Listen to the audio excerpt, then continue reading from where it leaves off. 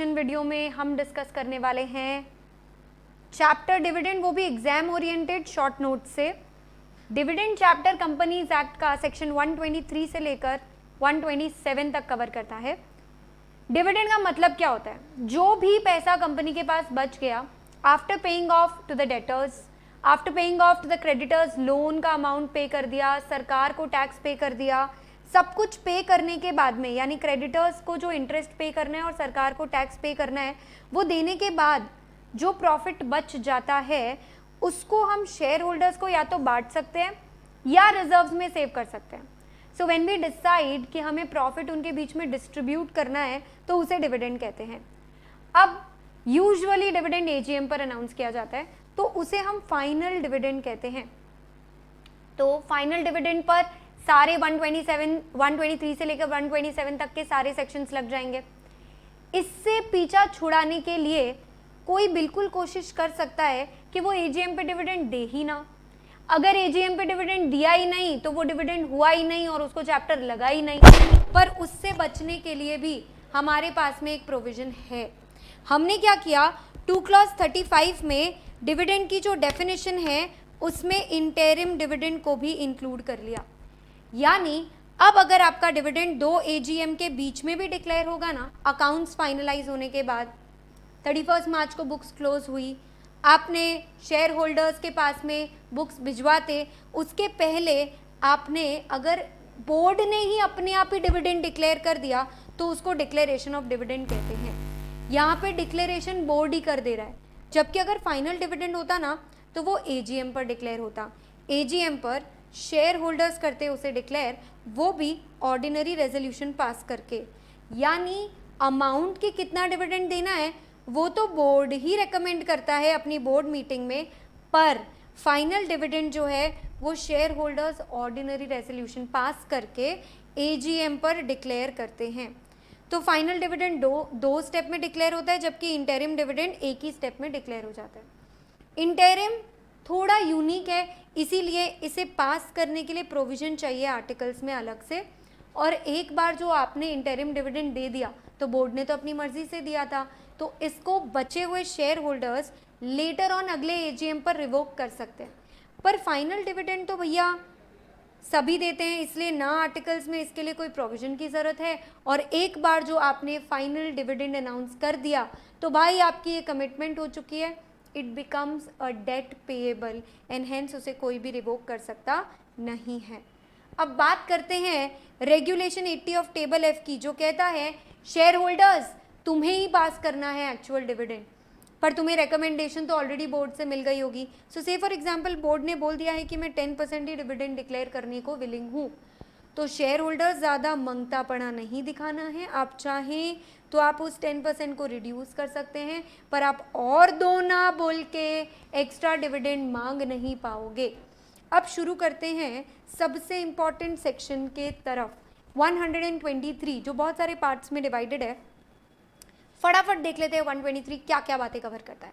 सबसे पहला पॉइंट, किधर से देने का डिविडेंड, डिविडेंड देने का इस साल के प्रॉफिट से, पिछले साल के इकट्ठा किए हुए प्रॉफिट से।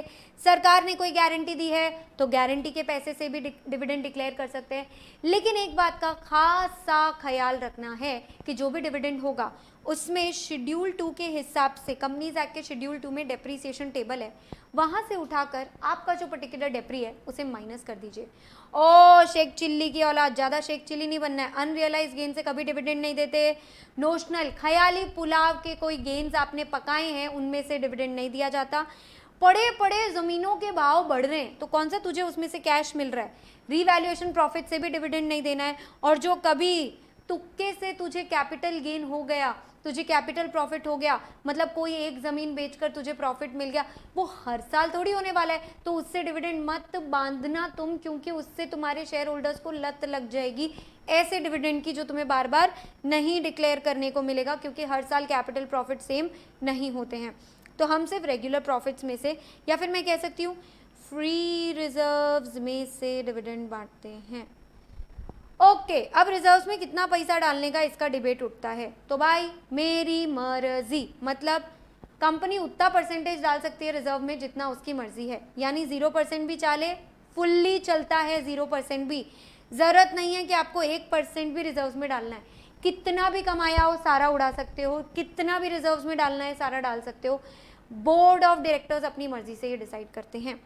अब एक बार जो आपने डिविडेंड डिक्लेयर कर दिया तो गवर्नमेंट को आप पे इतना भरोसा नहीं है, तो गवर्नमेंट क्या बोलेगी, सुनिए आप इसको 5 दिन के अंदर अंदर एक सेपरेट बैंक अकाउंट में डाल दीजिए, क्योंकि पड़े पड़े आपके पास से ये पैसे खर्च हो जाएंगे। So transfer to separate account schedule bank में 5 दिन के अंदर अंदर एजीएम से। 100% गवर्नमेंट कंपनी को ये नहीं करना ना, गवर्नमेंट कंपनी का तो यार भरोसा खुद का ही है। गवर्नमेंट कंपनी कहती है मैं थोड़ी पैसे को मिसयूज करूंगी, तो मुझ पे ये प्रोविजन नहीं लगेगा। अब एक बार आपने ये सेपरेट अकाउंट में पैसे डाल दिए तो वो पैसे फंस गए हैं, आप उसे किसी और पर्पस के लिए इस्तेमाल नहीं कर सकते, केवल उससे डिविडेंड डिक्लेयर करना है। अभी थोड़ी सी देर में बता दूंगी कितने दिनों में डिविडेंड बांट देना है। दो कंपनी इतनी उदास है जो कभी डिविडेंड बांट ही नहीं सकती, उसका भी बेसिक लॉजिक है।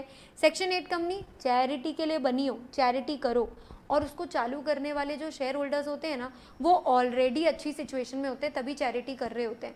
तो भाई साहब उन लोगों को डिविडेंड बांटने की क्या ज़रूरत जिनके पास इतना पैसा है कि वो धर्म का काम कर रहे हैं। तो सेक्शन 8 कंपनी में कभी डिविडेंड नहीं दिया जाता।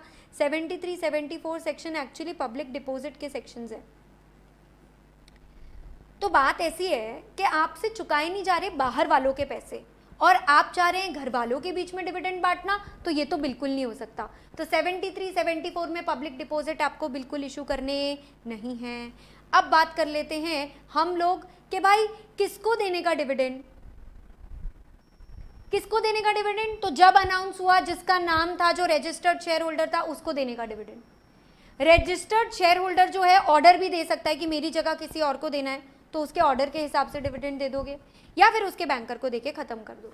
कैसे देने का है, रोकड़ा लाए हो चलेगा, चेक लाए हो चलेगा, इवन कागज का टुकड़ा डिविडेंड वारंट भी पहुंचा दिया तो भी चलेगा, और सबसे फेमस और सबसे ज्यादा इस्तेमाल होने वाला ई मोड, वो भी चलेगा डिविडेंड देने में।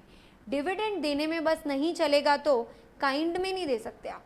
ऐसा नहीं कि डिविडेंड के बदले गाड़ियां बांट दी, डिविडेंड के बदले आप ऐसा चॉकलेट बांट दी, ये सब नहीं करना है आपको। डिविडेंड देना है, 4 रुपए की डिविडेंड की जगह डेयरी मिल्क बांट रहे हो ऐसा नहीं चलेगा। आपको डिविडेंड देना है तो कैश में दीजिए, चेक में दीजिए, वारंट में दीजिए, ई मोड में दीजिए, काइंड में नहीं दे सकते। यानी बोनस जो देता है ना आदमी, ये बोलकर कि मैं डिविडेंड बांट रहा हूँ बोनस के फॉर्म में, शेयर के फॉर्म में, वो नहीं चलेगा। ओके, अब आ जाते हैं अगले रूल के तरफ कि व्हाट अबाउट इंटरिम। पर इंटरिम के पहले मैं चाहती हूँ कि अपन फाइनल डिविडेंड के रिलेटेड सब कुछ कंप्लीट कर ले। तो फाइनल डिविडेंड के रिलेटेड आखिरी बात जो 123 में बची है वो ये कि ओ नो, मेरे पास तो कम पड़ गया पैसा डिविडेंड डिस्ट्रीब्यूट करने के लिए। What if I have inadequate profits, what if there is absence of profits, what do I do. तो भाई अगर मुझे डिविडेंड देना है और मुझे देना है मेरे रिजर्व्स में से डिविडेंड, तो मैं सारा ना उड़ा दूँ। अब इसके पीछे लॉजिक समझाती हूँ आपको। क्या होता है ना, कंपनी की होती है इज्जत, सिस्टम होता है कंपनीज का। तो कंपनीज के शेयर होल्डर्स एक्सपेक्ट करने लग जाते हैं हर साल हमें इतना तो डिविडेंड आएगा ही, और वन पर्टिकुलर ईयर आपको लग गया घाटा, उस साल आप इतना डिविडेंड नहीं बांट पा रहे हो, पर शेयर होल्डर्स की एक्सपेक्टेशन तो कम नहीं होगी ना। तो आप सोचते हैं कि यार जो पुश्तैनी पैसा पड़ा है ना, जो रिजर्व्स पड़े हैं ना, वहाँ से बांट देते हैं डिविडेंड। ऐसा करने के चक्कर में क्या पता तुमने अपनी सारी जमा पूंजी खत्म कर दी, तो इसीलिए सरकार ने लिमिट लगाई है, 3 कंडीशन लगाई है, तीनों में से जो लोअर होगा उतना ही डिविडेंड आप बांट पाओगे। करना क्या है, पहला, पिछले 3 साल का डिविडेंड लेके एवरेज कर दे। जब तूने पिछले 3 सालों में ही इतना डिविडेंड नहीं बांटा तो इस साल तुझे इतना ज़्यादा डिविडेंड बांटने का क्या मन हो रहा है। तो पहला कंडीशन एवरेज का ये हो गया। अब बात करते हैं दूसरी कंडीशन की कि भाई आप कितना मैक्सिमम डिविडेंड बांट सकते हो।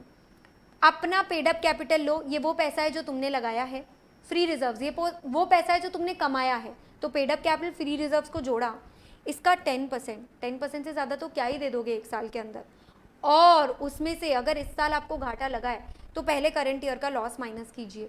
अब एक काम करिए, कंडीशन नंबर 1 और 2 में से जो भी लोअर अमाउंट आया है उसको एक थर्ड कंडीशन में फिट करके देख लीजिए, फिट हो रहा है ना, तो बिंदास आप डिविडेंड बांट सकते हो। थर्ड कंडीशन ये है कि आपका जो पुश्तैनी पैसा है वो कम से कम आपका ये डिविडेंड बांटने के बाद भी 15% कैपिटल का तो बचना ही चाहिए। आपने जितना पैसा लगा रखा है उसका 15% तो आपके कम से कम रिजर्व्स में रहना ही चाहिए। इसके साथ आपका रूल 3 भी खत्म हो गया। 123 के रिलेटेड हमने मैक्सिमम सारी बातें कर ली है।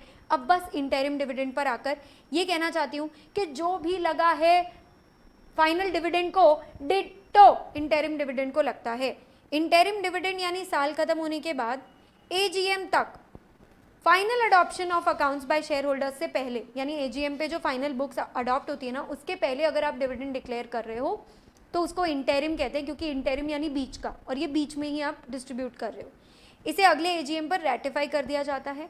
इसके सोर्सेज भी एकदम सॉर्टेड है। इस साल अगर पीएनएल में कुछ प्रॉफिट हो गया है, पीएनएल में पहले से सरप्लस पड़ा है, या फिर मुझे पिछले ही क्वार्टर में जैकपॉट लगा है और इसी क्वार्टर में मैं डिविडेंड अनाउंस कर रही हूँ तो भी चलेगा। लेकिन अगर हुआ है मुझे घाटा लगा, तो वो 3 कंडीशन में से जो पहली कंडीशन थी ना फाइनल डिविडेंड के लिए, वो इंटरिम पर भी कॉमन लगती है। यानी आपको पिछले 3 साल का एवरेज करना है और उससे ज़्यादा आप नहीं बांट सकते। सॉरी सर, आपके रिजर्व्स में इतने पैसे नहीं है कि आप पूरी तरीके से बर्बाद हो जाए, इसीलिए आपकी लिमिट लगा दी गई है कि आप कितना डिविडेंड बांट पाओगे। 123 खत्म होता है, आ जाते हैं सेक्शन नंबर 124 पर। This is an entire timeline of dividend chapter. Dividend chapter की टाइमलाइन देखते हैं। अनपेड डिविडेंड अकाउंट कहते हैं एजीएम पर डिविडेंड डिक्लेयर हो जाने के बाद 30 दिन के अंदर घर बैठे बैठे सबके पास पैसा पहुंच जाना चाहिए। लेकिन अगर कोई पैसा अनपेड या अनक्लेम्ड पड़ा रह गया तो आपके पास 7 दिन का समय है, फटाफट जाओ एक नया अकाउंट शेड्यूल्ड बैंक में खुलवाओ। आपका पैसा ऑलरेडी एक सेपरेट अकाउंट में पड़ा है, वहां से निकालो और अनपेड अनक्लेम्ड डिविडेंड अकाउंट में डाल देना। नहीं डाला तो आपको 12% का ब्याज लगना शुरू हो जाएगा। अब मेरी बात ध्यान से सुनिएगा, चाहे आपने पे नहीं किया या सामने वाला खुद मांगने नहीं आया, दोनों केसेस में आपको 12% लग जाएगा। अगर आपने सेपरेट अकाउंट खुलवा के नहीं डाला पैसा उसमें, तो ASAP but not later than 7 days you need to get this accounts open. ये अकाउंट ओपन करके आप उसमें पैसा डाल दोगे।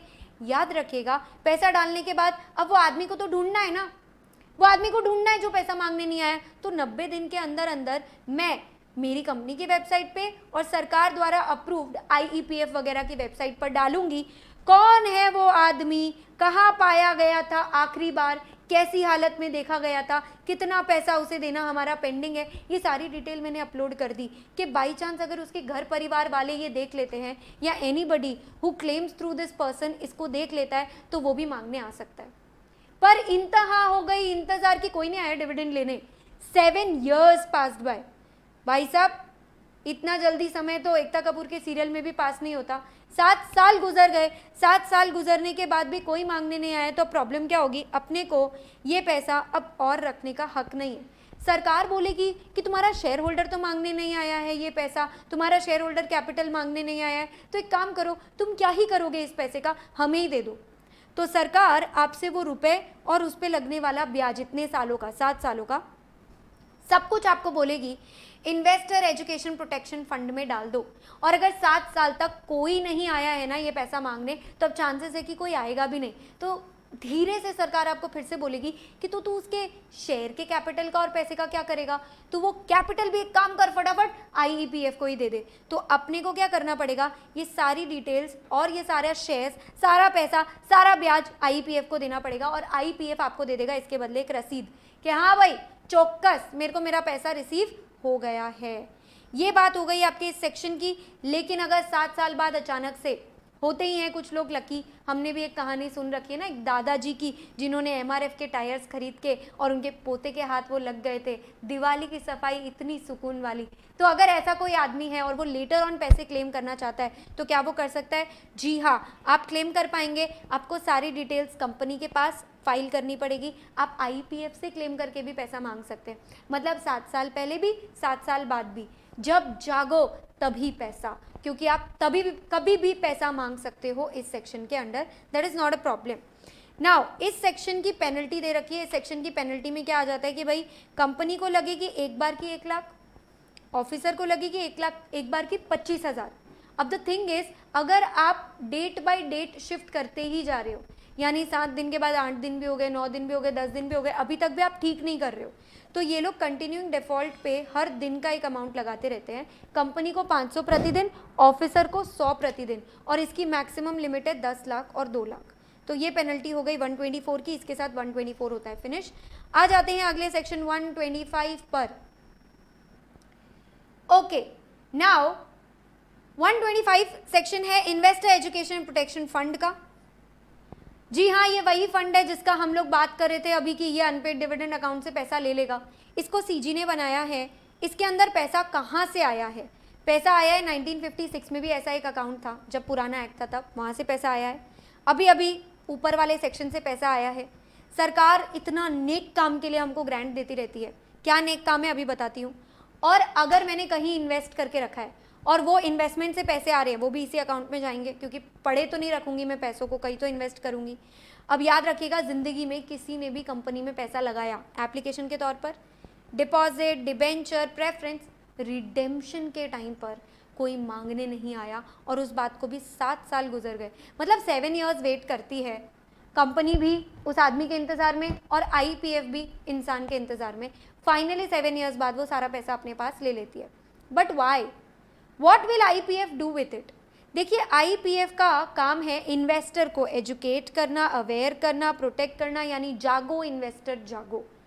ये लोग जो अभी 7 साल तक सो रहे थे, अगर पैसा मांगने आएंगे तो भी तो इसी फंड में से यूज होगा ना। जो लोगों को घाटा लगा है क्योंकि एक इंसान ने गलत हरकत करी है। शेयर मार्केट में होता है कभी कभी एक आदमी ने बहुत गलत काम किया होता है जिस वजह से बहुत पूरी कम्युनिटी को लॉस होता है, तो कोर्ट ऑर्डर कर सकती है आईपीएफ को कि हर्जाना भुगतने के लिए। इसके अलावा अगर किसी को क्लास एक्शन सूट फाइल करना है, मतलब 50-60 लोग मिलकर एक ही स्कैमर पर केस कर रहे हैं, तो why should they even bear the cost of lawyers? उनके साथ तो गलत हुआ है, तो उनके लीगल एक्सपेंसेस भी वो एनसीएलटी यानी ट्रिब्यूनल को बोल के सैंक्शन करा के इसी फंड में से यूटिलाइज कर सकते हैं। अब ये फंड में कौन करके देगा ये फैसला? ये तो मैंने देख लिया कि सेंट्रल गवर्नमेंट इसको सेट करता है, but who is that person authorising all this? तो भाई अथॉरिटी में कौन कौन आता है? एक आता है चेयरपर्सन, मेंबर्स 7 से कम होने चाहिए या 7 से कम होने चाहिए, एक सीईओ होता है। अब ये अथॉरिटी क्या कर सकता है? देखिए, अगर आपको पैसा चाहिए ना, तो सेंट्रल गवर्नमेंट ने जो अथॉरिटी को अपॉइंट करके रखा है, if you are the person who wants to claim, तो आपको इनको ही अप्लाई करना पड़ेगा। इस अथॉरिटी के पास हक है कि ये इन पैसों को सारे यूटिलाइजेशंस के लिए यूज़ कर सकती हैं, for carrying out any utilisation. अब ये अथॉरिटी है और इसके पास लोगों का पैसा पहुंच रहा है, वो भी 7-7 साल पुराना। मतलब ये उस पैसे के साथ क्या कर रही है, हमें कुछ आइडिया नहीं लग रहा। तो पार्लियामेंट के अंदर में भी इस बात को लेके बहस होने वाली है, सरकार के मन में भी बहुत डाउट है। इसीलिए अपन ने कहा, सुन आईईपीएफ, तू 1-1 रुपए का हिसाब मेंटेन कर। देखो, हेल्प करेंगे ये करने में controller and auditor general of India. Controller and auditor general of India is a person responsible for every government audit. वो हर गवर्नमेंट ऑडिट के लिए रिस्पॉन्सिबल हो, चाहे गवर्नमेंट कंपनी हो, स्टैट्यूटरी कॉर्पोरेशन हो, या फिर इस प्रकार की आईपीएफ जैसी अथॉरिटी हो। सीएजी इनको बताएगा कि ओए तुम लोग अलग अकाउंट्स रखो रे, मैं बताऊंगा कैसे अकाउंट्स रखने हैं, वैसे अकाउंट्स तुम मेंटेन करना, फिर तुम मुझे वो अकाउंट्स दे देना, मैं उसकी ऑडिट करूंगा। ऑडिट करने के बाद मैं ये सारी डिटेल सेंट्रल गवर्नमेंट को दे दूंगा। जब तुम लोगों ने एक एनुअल अकाउंट्स बनाया होगा और ऑडिट रिपोर्ट बनाया होगा और मैंने दोनों का ऑडिट कर लिया होगा, तो सेंट्रल गवर्नमेंट के पास चला जाएगा कि पूरे साल भर में इस आईपीएफ ने क्या किया, कौन सा पैसा इसके पास आया, कौन सा गया। जब सेंट्रल गवर्नमेंट को एनुअल रिपोर्ट और ऑडिट रिपोर्ट दोनों मिल जाती है, तो उसके बाद सेंट्रल गवर्नमेंट ये पूरे डॉक्यूमेंटेशन ले जाकर हाउस ऑफ पार्लियामेंट के सामने बिछा देते हैं, और इससे हम लोगों को समझ में आ जाता है कि आईपीएफ अपना पैसा सही जगह यूज़ कर रहा है या नहीं कर रहा है। अब आईपीएफ को अपना काम करने के लिए जो ऑफिस, जितने ऑफिसर, जितने एम्प्लॉयज़ और जो भी बाकी की चीज़ें चाहिए, ये सब कुछ सीजी को बोलेंगे और सीजी इनको सारी अथॉरिटीज़ और चीज़ें लाकर दे देगा। इसके साथ 125 भी हमारा कंप्लीट होता है। आ जाते हैं एक बहुत ही ज़्यादा छोटे सेक्शन पर, जिसमें ज़्यादा कुछ बोला ही नहीं है, ना ये एग्जाम पॉइंट ऑफ व्यू से कुछ खास ही इंपॉर्टेंट है। अगर कंपनी ने डिविडेंड अनाउंस किया या राइट शेयर्स या बोनस दिया, वो भी उस दौरान जब आप एक ट्रांसफ़र कर रहे थे अपना शेयर्स किसी और को, यानी रजिस्ट्रेशन तो पेंडिंग था, तो हो सकता है कि कंपनी को वो पैसा, डिविडेंड, शेयर, सब कुछ कोने में रखना पड़े। कोने में रख के उसका मतलब है कि भाई आप उसको डाल दो अनपेड डिविडेंड अकाउंट के अंदर। बट अगर जो रजिस्टर्ड शेयर होल्डर है अभी, वो बोल रहा है यार 1 महीने बाद तो तुझे नए आदमी को देना ही है ना, मुझे कोई प्रॉब्लम नहीं है, मैं राइटिंग में लिख के दे देता हूँ, कोई बात नहीं, तू अबेंस में मत रखना, तू अभी ही उसको ट्रांसफरी को दे के ख़त्म कर दे। तो ये था आपका 126। अब आ जाते हैं 123 के बाद most important section in exam 127। हाँ, तो कितने दिन में देने का था डिविडेंड? डिविडेंड आईपीएफ अकाउंट में बाद में जाता है। अगर 30 दिन में पे नहीं होता है तो डिविडेंड एक सेपरेट अकाउंट में एजीएम के 5 दिन बाद ही चला जाता है, बट डिविडेंड को शेयर होल्डर्स तक कब पहुंचाना है, ये जवाब देता है 127 कहता है एजीएम पर डिविडेंड डिक्लेयर होने के बाद जनाब आपके पास 30 दिन है, आप ये पैसा और वारंट शेयर होल्डर तक पहुंचा दें। देखिए कैश, चेक या अमाउंट में तो रुपए आ गए, वारंट क्या होता है, एक पीस ऑफ पेपर होता है, उसमें जब शेयर होल्डर को इच्छा होगी ना वो खुद आकर के इन कैश कराएगा। तो ये लोग कह रहे हैं 30 दिन में अगर सिर्फ कागज पहुंचाए तो भी चलेगा, हमें ये जरूरी नहीं है कि कैश ही मिल जाए सामने वाले को, पर वारंट मिल जाना चाहिए। अगर बेटा याद रखना नहीं दे पाए हो ना तो पनिशमेंट खतरनाक है, कंपनी को लगेगा 18% का ब्याज और ऑफिसर 1000 प्रति दिन तो भुगतता ही रहेगा जब तक उसको दोगे नहीं, और 2 साल की जेल भी उन्हें हो सकती है।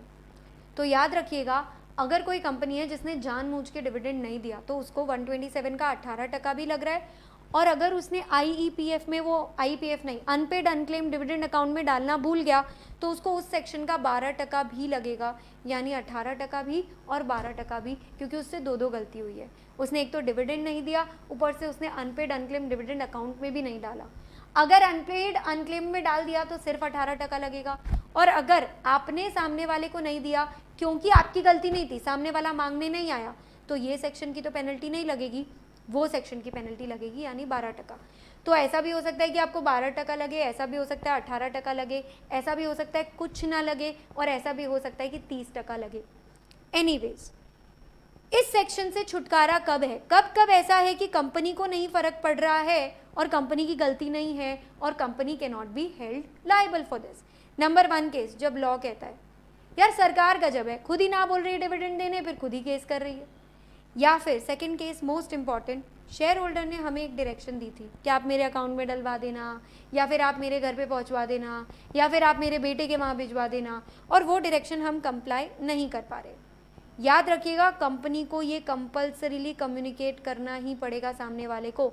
अगर कंपनी कंप्लाई नहीं करवा रही और कम्युनिकेट नहीं करती है तो अभी भी कंपनी की ही गलती है।